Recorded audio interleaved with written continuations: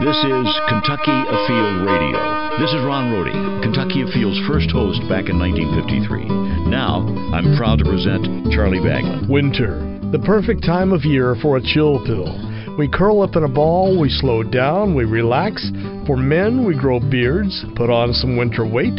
There are more hours of darkness, leading to more long winter naps. Lots of similarities between what we do and what many animals do.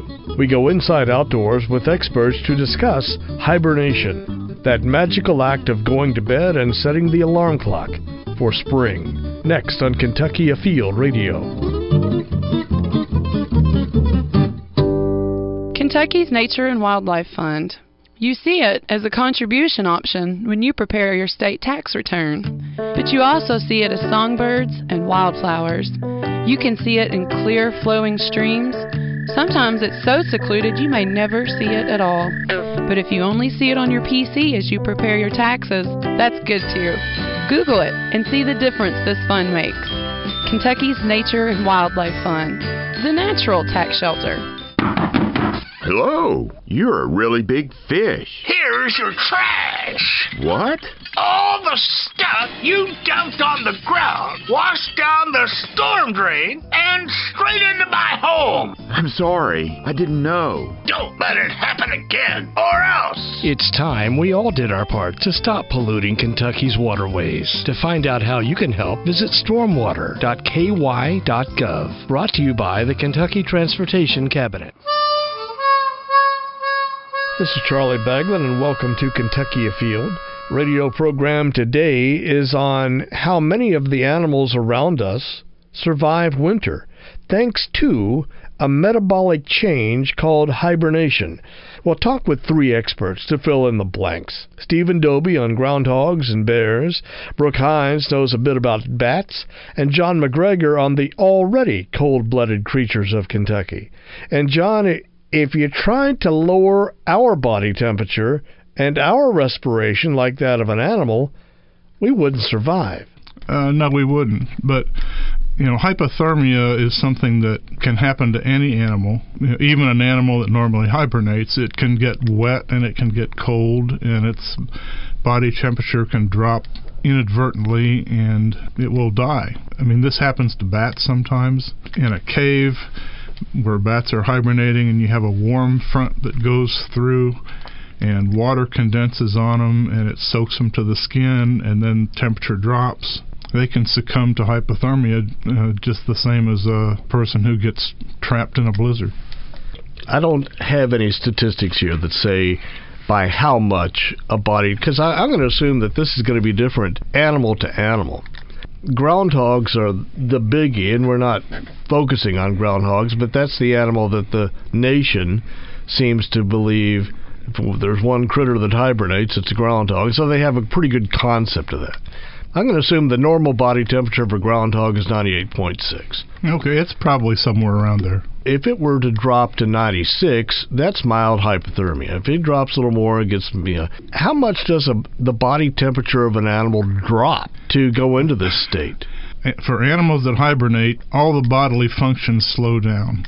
Capillaries close off, so the blood is more or less confined to the main body of the animal, and it isn't out there servicing all the cells like it normally does.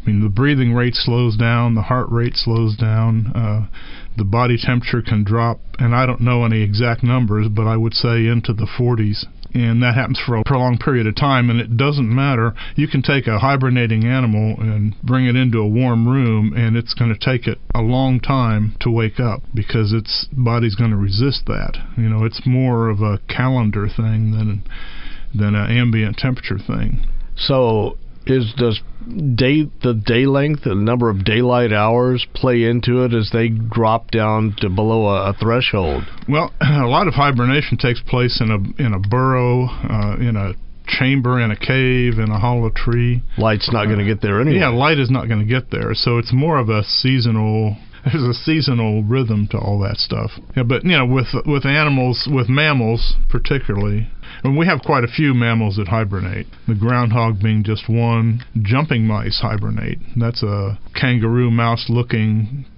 type of mouse that occurs across the state. We have 2 different kinds of them. But I've never seen one, but they're probably 1/100th the size of a kangaroo. Yeah, they're just about the size of a regular mouse, but they have really big feet and a long tail. And when most of the ones I see, somebody's cat catches it and leaves it on the porch, and I get a call and someone says, "There's a kangaroo rat on my porch," and I know immediately what it is. If they're from eastern Kentucky, it's a woodland jumping mouse, and if they're from the bluegrass of western Kentucky, it's a meadow jumping mouse, and they're really neat. You say several mammals versus fish and reptiles, but while we're talking about mammals, you don't have a list in front of you, but what's some of the common animals that do hibernate? The black bear would be one, although there's a question as to whether or not bears truly hibernate, and then you have to get into these scientific discussions about what constitutes hibernation and what doesn't. Sometimes, as with many things in science, it's kind of in the eye of the beholder. So you have the black bear, you have flying squirrels, which sometimes will hibernate. They will often gather in large numbers in one hollow tree or even a wood duck box. And if the temperature gets cold enough for a long enough time, their body temperature drops and they seem to be hibernating. But other times they're active all through the winter. So is that hibernation? I'm not sure what that is. That makes you wonder, because it seems like it would be consistent year after year after year that their body would do this. It's not. It varies, as you say, from one species to another. Some of our bats hibernate in caves, others migrate, and then some, like the red bat, individual red bats stay here. They burrow down in the leaf litter, and they basically hibernate, but that's a species that's really sensitive to external temperature, and when you have a warm day in the winter, the red bats wake up and come up out of the leaf litter, and you see them flying around in the the forest. What's out there to eat? Insects. In the winter? Sure. Really? Yeah, there are a lot of insects that are active in the winter. There's a whole group of stoneflies called winter stoneflies, and they complete their life cycle and turn into adults in January, February. And they're flying. And if you go out on a sunny day in the wintertime, you'll see a lot of insect activity. And there are even species of moths that fly in the wintertime. You mentioned flying squirrels, the kangaroo, jumping mouse, groundhogs. Maybe I already said that. Yeah. And is there another mammal or two, bear? I can't think of anything else. Most of our medium-sized mammals that people are familiar with are pretty much active all through the winter, and they can get out and dig around and find food. The reason to hibernate to begin with is because of the lack of food available, or their inability to travel to a warmer region. Yeah, that's part of it also. Is there another part I'm missing? Birds, for example. I don't know of any birds that hibernate. I think all of our birds either stay here or they migrate, and they can find enough food. And a lot of times they will eat things that you don't usually think they eat, like robins. They feed a lot on berries in the wintertime, even though during the warmer weather they feed primarily on earthworms. So that's a wholesale change in diet, which is kind of interesting. With bats, they feed on flying insects, so they have to capture them at night, and in the wintertime, food just not available. So either you go south or you go into torpor. And torpor is? Torpor is suspended animation, hibernation, or cold-blooded animals, it's called brumation. And I think the reason why there's a difference there is in cold-blooded animals, their body temperature is determined by their conditions anyway. So it's not a big deal for like a box turtle or a garter snake or a fish to have its biological processes slowed down as the temperature gets cooler. That's just kind of part of being cold-blooded. Yeah, but if you're warm-blooded, like a mammal or a bird, your metabolism keeps on going regardless of the temperature, and that's why you have hair and feathers. Those are insulation to keep your body warm so it can function at its optimal level. And when you hibernate, you can suspend that. But something like a shrew or a white-footed mouse, and those are active basically 24 hours a day, 365 days a year. They have to feed that engine. And so shrews pretty much disappear from the surface of the ground when it gets really cold, but they have a whole network of burrows and crevices, and they're active underground, and they're still sniffing around and finding the grubs and the beetles and the earthworms that are underneath the surface, and they continue to function as if it were July, which is amazing to me. Winter hibernation is the topic, and John McGregor is my guest here in the first half hour, our state's foremost authority on reptiles and amphibians. Stay with us. I'm Charlie Baglin, and you're listening to Kentucky Afield Radio.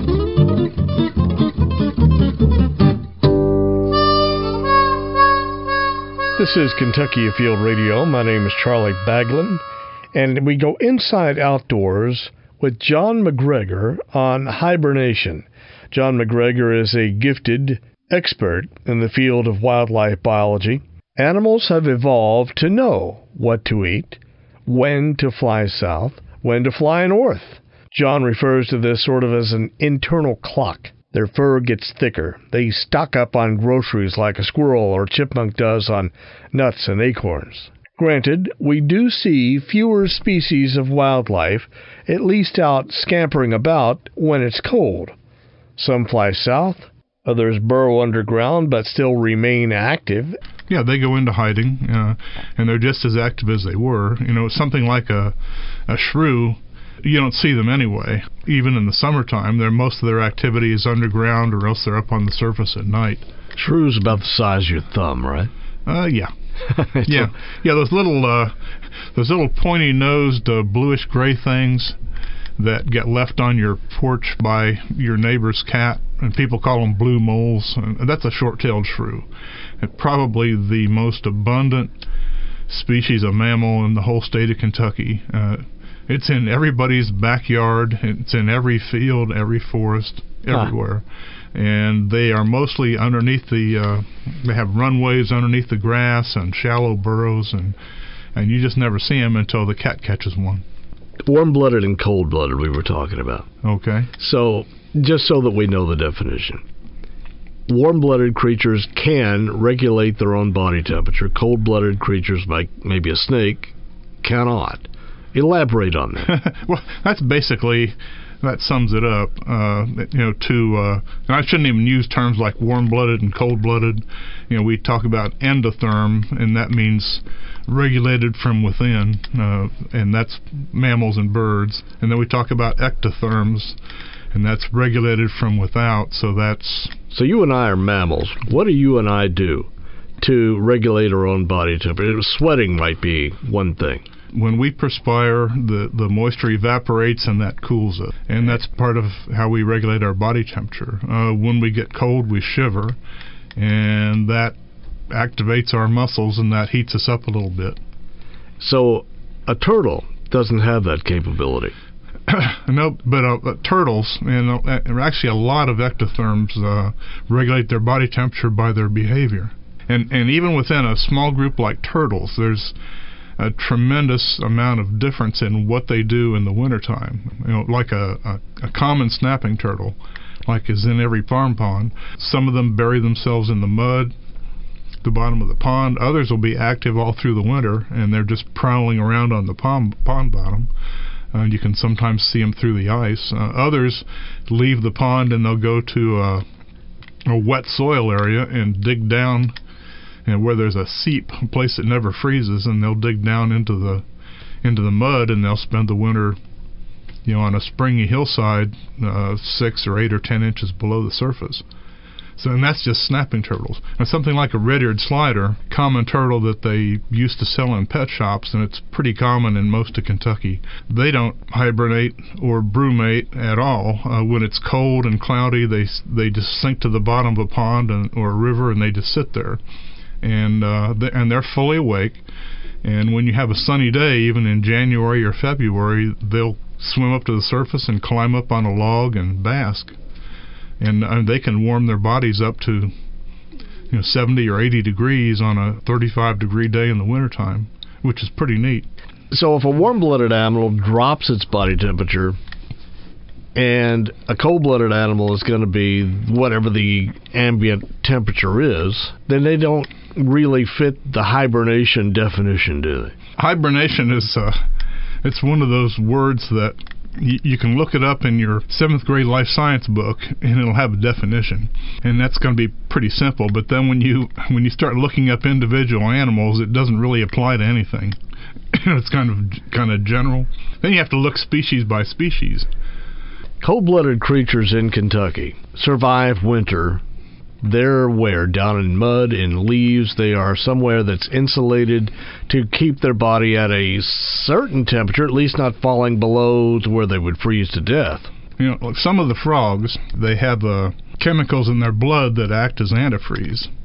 So something like a wood frog or a spring peeper, they will just hibernate, using the term loosely, in the leaf litter in a depression in the forest floor.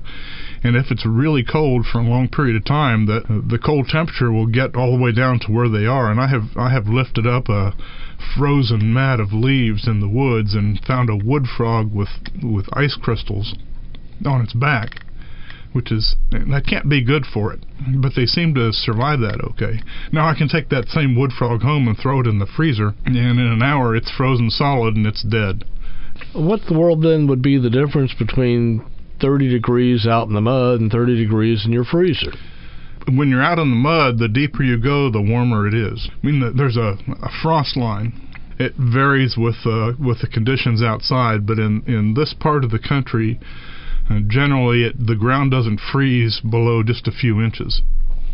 So once you get 6 or 8 inches below the surface, you are insulated by the soil above you, the air spaces in the soil, by the snow above that, if we have any, and you are basically insulated from freezing. So the further north you go, the deeper that frost line gets. And so, if you're talking about something like rattlesnakes, and everyone hears of rattlesnake den. If you go up in the northeast, where temperatures are cold and the frost line is deep, there are only a few places where rattlesnakes can actually get deep enough to not freeze, and those are what are called the rattlesnake dens. And you may have hundreds of rattlesnakes in a series of crevices in one particular spot on a mountain. But if you get down into eastern Kentucky, rattlesnakes can hibernate just about anywhere, and we have never documented a big rattlesnake den anywhere in Kentucky. And people that have studied the rattlesnakes, for instance at Bernheim Forest, put little radios on them and followed them around, and one rattlesnake will return year after year to the same hill, and usually it's a south-facing slope, but it'll just go into like a chipmunk burrow or a groundhog hole or a root channel or something like that, and it'll just go down a foot or so and spend the winter there. And the next year it may be on the same hill, but it's not in the same place, and they're almost always by themselves. There may be 2 or 3 or 4 or 5 snakes using the same hole, but you don't have these big dens like you have up in the northeast, because our rattlesnakes don't need that to survive. I could see a snake swallowing 2 or 3 mice, and that hold him over for several weeks. But a little frog, what do they do to eat to survive this prolonged period? Amphibians will be active, and they'll be feeding whenever conditions allow. Now with reptiles it's a little different.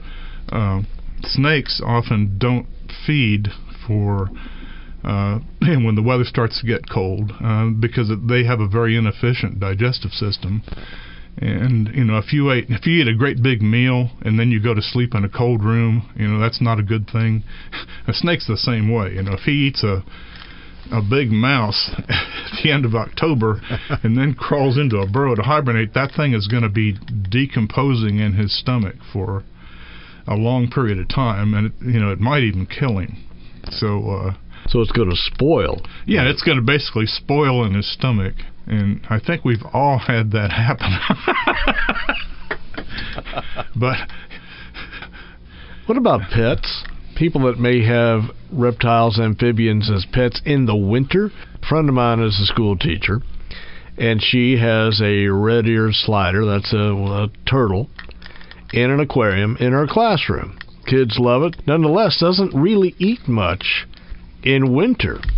I think that's part of what you would call the biological clock. The turtle has slowed down. The turtle is probably perceiving the days getting shorter through the window, and so the turtle's body knows that this is not the time of year when you want to be eating a lot. The turtle may still climb up on rocks or a log or something and bask and act normal, but it's not going to eat like it would in warmer weather. And we have the same thing with, my wife has some young turtles. We call them kitchen turtles. They pretty much haven't eaten for the last 6 weeks or so. Even though when the sun is out and shining in the window, they all are piled up in one spot, basking in the sun.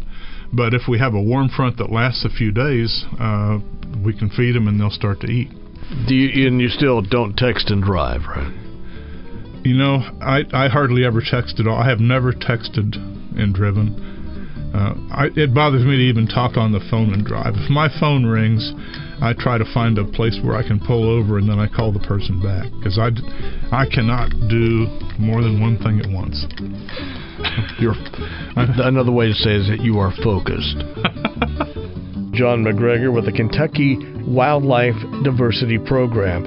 Ahead, our fishing report, and we will hear from 2 more folks about several hibernating critters and how they sleep away the winter, namely black bears and groundhogs, plus a few more. The subject is hibernation. We'll have more. I'm Charlie Baglin. This is Kentucky Afield Radio.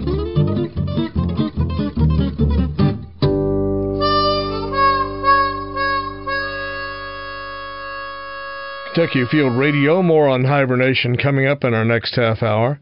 Meanwhile, if you would like to hear the show again, or if there's an older show that you'd like to go back and listen to one more time, a few ways you can do that. The very first is go to myhuntingandfishing.com. That's myhuntingandfishing.com. You can also catch us on iTunes. You can subscribe there. Just put Kentucky Afield Radio in the search box and you'll find us. Also on YouTube.com. Kentucky Afield Radio in the search box will bring up our list of programs. It is time now for our fishing report.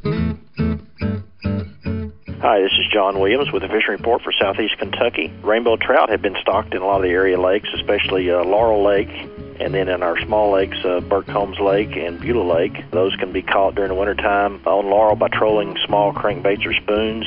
At Bird or Beulah, you could cast inline spinners, such as rooster tail. Those fish are usually easy to catch during the wintertime. Also at Laurel, I've heard good reports on smallmouth bass. It's been a little bit slow, but now's a good time to catch a big fish. A few been picked up on jigs or swim baits on main lake points or secondary points or mid-lake humps. Also, as we get colder weather and the water temperatures cool down, float and fly technique should work well on Laurel, Del Hollow, and Lake Cumberland, so give those a try. As always, stay warm and be safe. This is Tom with your fishing report from the Northeast. Winter weather has settled in hard this past week, but there are still some good fishing opportunities out there if you're willing to brave the weather and head to the water. Our normal winter staple is the Ohio River for sauger, walleye, and crappie. Try behind the Greenup Lock and Dam and fish curly-tailed grubs tipped with minnows for sauger. Areas where the slower water meets the faster water are some of the best, as are the eddies.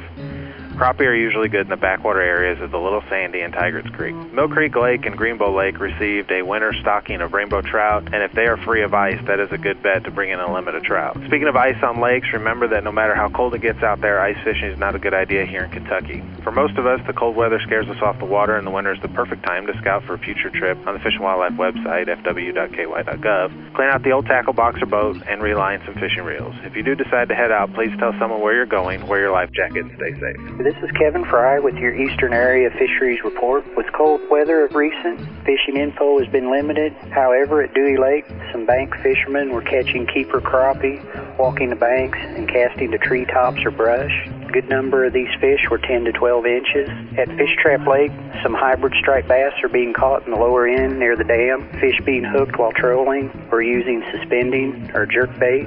Most fish are being caught in the main lake area. If ice cover does not stop fishing at Fish Pond Lake in Letcher County or Cranks Creek Lake, Harlan County, they are producing good fishing for rainbow trout. Each lake recently received stockings of 2,000 fish. Don't forget to try the tailwater areas below dams. Depending on the location, a variety of fish such as crappie, catfish, white bass, walleye, or sauger may be holding nearby. Kentucky Afield Radio, Charlie Baglin in. You fall asleep, you set your alarm clock for spring. Sounds pretty good. Plenty of animals have that luxury. More on hibernation after the break. I am a college student. My future is bright. I know soon it'll be my turn to take care of the planet. But today, I can continue to buy a Kentucky Nature license plate, the plates that say nature's finest. Since high school, they've saved miles of clean-flowing streams, forests, and in my lifetime, over 77,000 acres across our state. I can't wait to see what's down the road. See you with me. Next time you renew, choose the Nature Plate.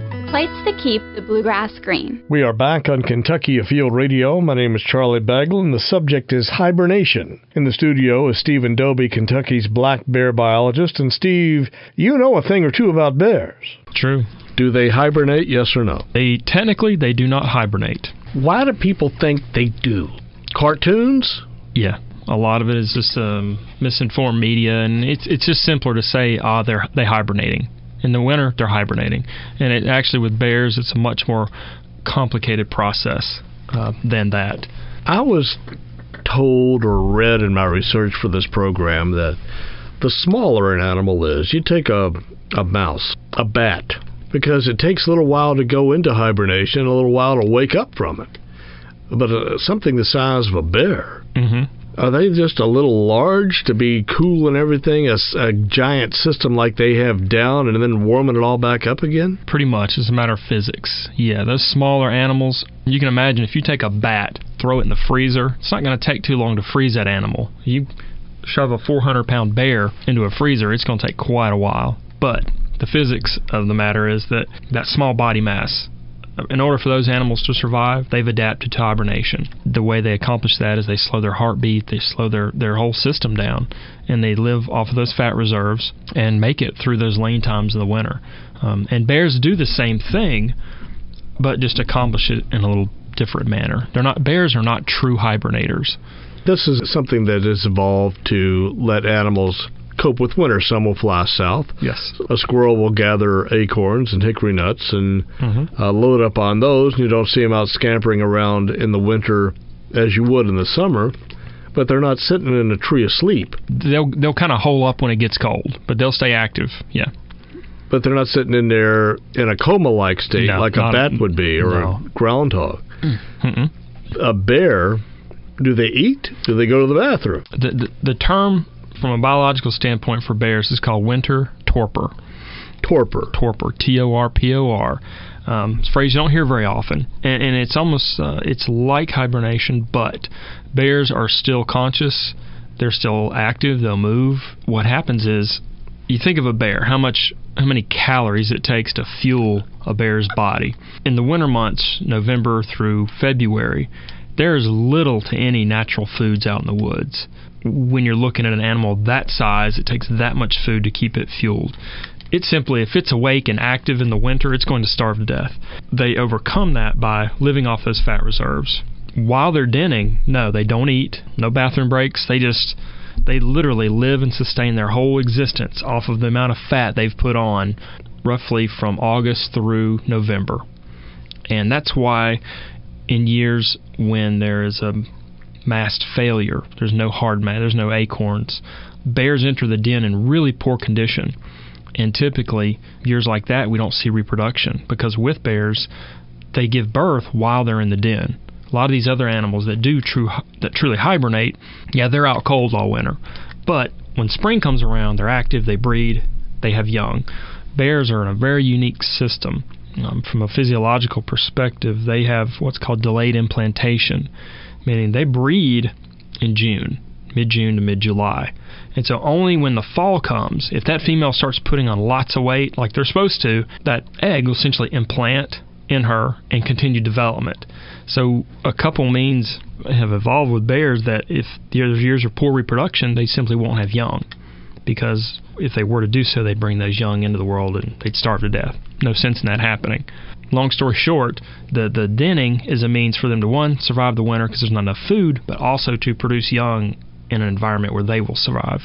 A true hibernator, you could just about pick a groundhog up by the tail and swing it around, and it's not going to wake up. With these bears, for instance, in the winter, we do a lot of den research, and we have radio-collared females, and we'll physically hike to the den and attempt to dart that female to document reproduction. Very often, those bears, they wake up, they stick their head out, they look around, they're keeping an eye on us. Sometimes, especially if they don't have young, they'll just bolt and take off running. And then after we leave, they come back and resume their nap. But they are no means unconscious. And especially males tend to remain a little more active than females in the winter months. And it's usually food related. If there's some kind of food supply that is still available, sometimes they'll get up and search around. And just generally, males are more active than females. But they're not going to find anything when they're out there. Not much. And sadly, if it is, it oftentimes may be human related. Someone's deer feeder or garbage can, something like that. If they have to build up these fat reserves, that would explain why they are so active in the late summer and fall. Very much so. And that's why you hear reports of bears wandering about and looking and getting into things they shouldn't, dumpsters and trash cans. That's very true, yeah. And especially in years when there's a very poor acorn crop.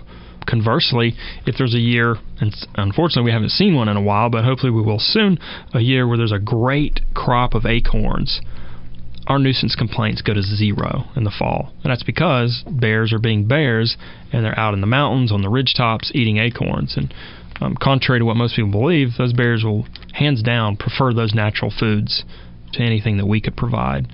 I like bears, and they have every reason to like me back. I want what's good for a bear, and a lot of acorns and blackberries? Blackberries, blueberries, you name it. Probably the most famous hibernator in all the nation is Puxatawny Phil, the groundhog or woodchuck. They're a true hibernator.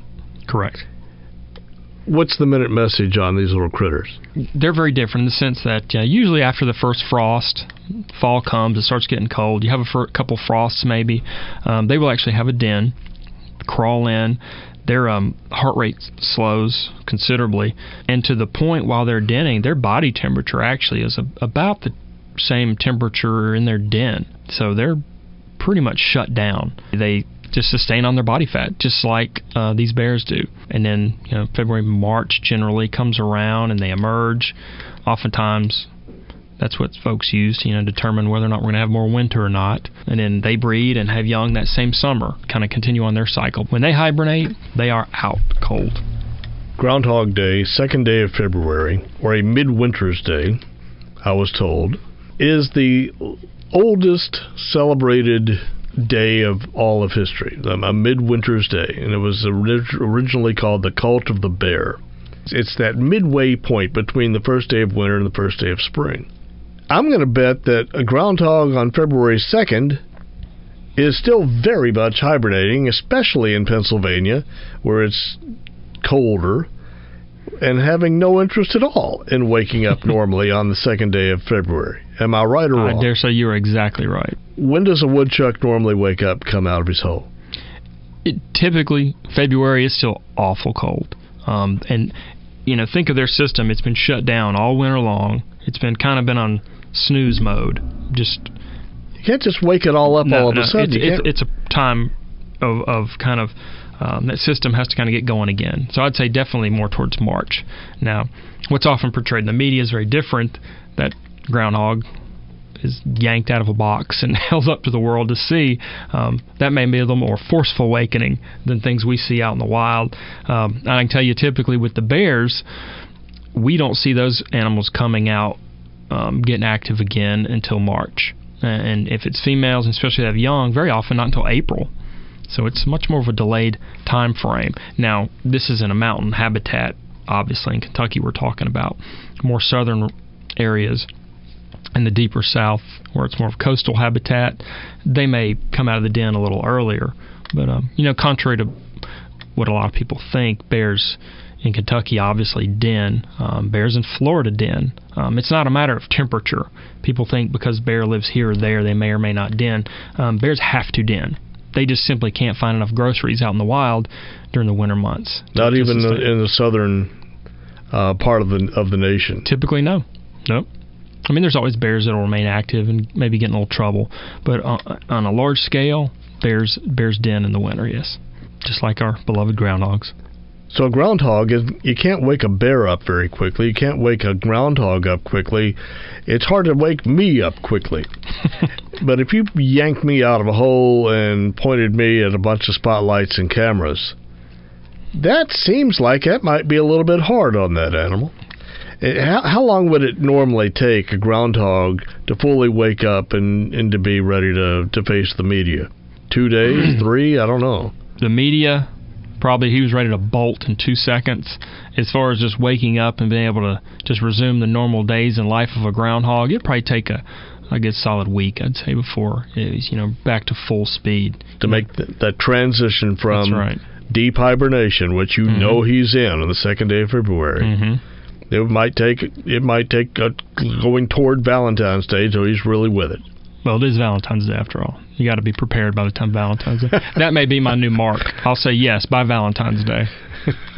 Yes. It seems like if you and I were to drop our body temperatures to the ambient temperature of a den or a cave, they would say, Steve, you have hypothermia and you're not going to live through this.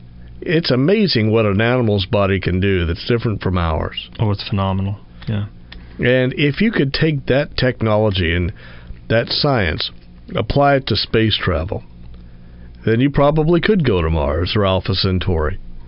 I never see much about that other than, wouldn't it be cool if?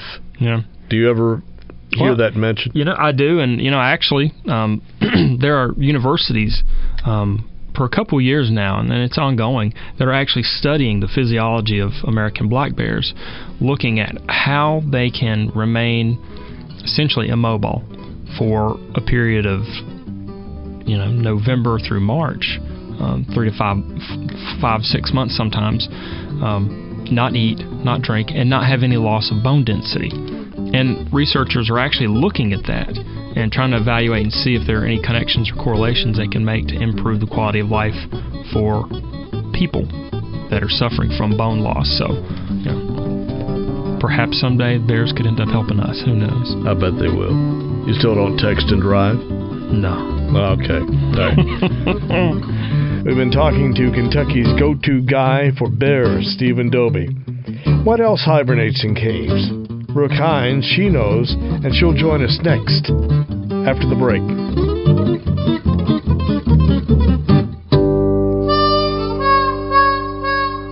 We're back in our last segment on hibernation here on Kentucky Afield Radio. Thanks for joining us. My name is Charlie Baglin, and here in this last segment, we're going to talk about probably more animals than we have in the previous 3, and collectively, we know them as bats. We liken a hibernating bear to caves, but a bat is the creature that uses a cave even more. A specialist on bats is Brooke Hines. She is also with the Kentucky Wildlife Diversity Program, part of the Kentucky Division of Wildlife. And Brooks, these animals aren't lazy. They're doing what they're doing to survive the winter. How many weeks, how many months out of the calendar does that entail?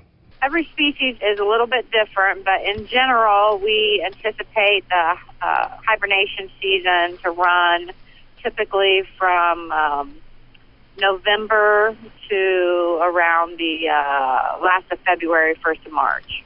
November to March. That's a long time to go without getting anything to eat. Do bats ever wake up and get a snack and go back to sleep, or how do they function through the winter?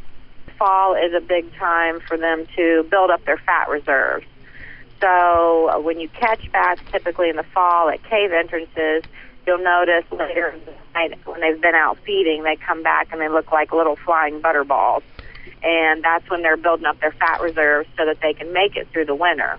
It's not uncommon if we have some warm days while they're in their hibernation period from November to March. If we have some insects that hatch out, they will arouse and come out and feed. They don't stay in torpor the entire time. Healthy bats will arouse every 2 weeks or so to move around and switch places in a cave or to switch caves entirely. Well, that brings up a subject. Let's say you have a caving group, and or somebody's out hiking. They want to get in out of the weather in the winter, and they go in inadvertently. Their body heat will warm the cave, and it'll wake the bats up, and bats then think it's springtime. They go out, there's nothing to eat, then they starve. What am I missing with that story? I think that's an oversimplification of what can actually happen. Just one person going into the twilight area of a cave opening isn't really going to do a lot of disturbance to the bats, but it's not really going to raise the temperature of the cave. What happens is when people go into caves during the wintertime when bats are in there hibernating, they can arouse them, and as they're arousing to wake themselves up, they will burn fat reserves. And bats can usually withstand maybe one disturbance per winter or so, but they can't really take too many more of that, or that can really start to get into depleting their fat reserves and can cause them to arouse early to come out looking for food. And if there isn't any on the landscape, they can be susceptible to exposure, dehydration, or starvation. So all this works on a clock. They wake up and come out of the cave in the spring when insects are becoming present on the landscape. Exactly. How many different kinds of bats are there in the state? We have 15 regularly occurring species of bats in the state of Kentucky. Currently, we have 3 federally endangered species of bats, the Indiana bat, the gray bat, and the Virginia big-eared bat. And there's a 4th species that's proposed for listing, the northern long-eared bat. And it's been proposed for listing due to the declines in the northeast of its population caused by the effects of white nose syndrome. You talked about white nose syndrome on this show about a year ago. Is it as bad as you feared? We haven't seen that kind of dramatic decline that the northeast U.S. saw in their caves, where they've lost, in some caves, 100% of their bat population, and that happened within just a few years of finding it. We haven't seen anything like that yet, so I think in the southeast we're kind of crossing our fingers that because we have shorter winters, they're less harsh, that will help slow the fungus down and causing mortality. Right. Hibernacula is one of those $3 words that you haven't said yet, but that's where bats live in winter, if that's in a cave or in an attic or where. But hibernacula, I think the root word of that is the same as hibernation. Does that word apply only to bats? No, I don't think so. I think that could apply to any species that has a specific environment or type of structure that they hibernate in. But it is most commonly associated, at least in my world, with bats. Because bats hibernate, they'll go in from, you said, November to about March, and they'll go in there, and that's where they chill for the winter. Right. Allows you to do cave studies. Right. That sounds fascinating. One, I know that even if it's very cold outside, it's warm relatively in the cave, or it's a constant temperature. What's the minute message on what you do in caves? Usually it's January through late February. We will conduct what's called cave surveys or bat population monitoring. There's several different terms that could be used, but all of them basically describe permitted and qualified individuals going into caves and not only counting all the bats they encounter, but also being able to distinguish between the species of bats that they encounter in the cave. And that's how we determine the population for a species overall. That's how the U.S. Fish and Wildlife Service determines whether or not a species, when it's considered endangered, whether it's maintaining its population, it's declining in its range, or it's starting to see increases. So every state that has bats that they do population monitoring on, we take those numbers, we submit those to the U.S. Fish and Wildlife Service, and then they use those to determine the health of the species.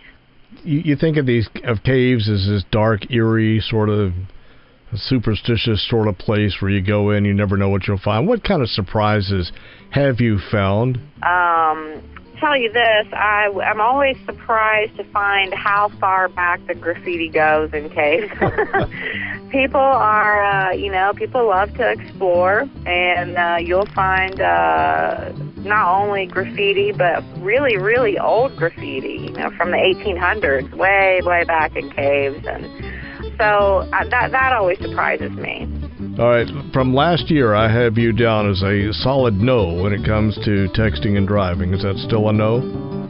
Of course. It's a very good girl. Thanks, Charlie. All right, bye. Bye. Brooke Hines with the Kentucky Wildlife Diversity Program, bat ecologist. I am Charlie Baglin, and thank you for joining us. Join us in a week. We will go inside outdoors again, right here on Kentucky Afield Radio.